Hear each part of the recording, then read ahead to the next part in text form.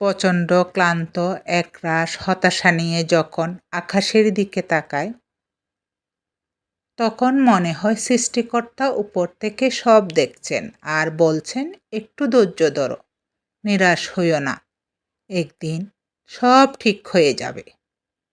আমি মনে করি পরিশ্রম না করলে যেমন পারিশ্রমিক পাওয়া যায় না, ঠিক তেমনি ধৈর্য না ধরলে সফলতাও পাওয়া যায় না। আমি কখনো হতাশ হই না, কারণ আমি বিশ্বাস করি আল্লাহ পাক যা করবেন মঙ্গলের জন্যই করবেন। শান্তি আমাদের বাইরে নেই, শান্তি থাকে আমাদের ভিতরে।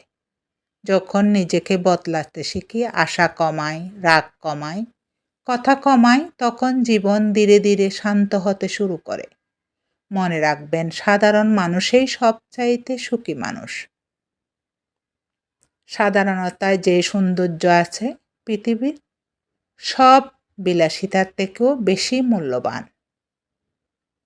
সুখে থাকা মানুষগুলো বোঝে না কষ্ট কী, স্বপ্ন দেখা মানুষগুলো বোঝে না বাস্তবতা কী, আর স্বার্থফল মানুষগুলো কখনো বোঝে না সম্পর্কর মানে কী। Like, comment, follow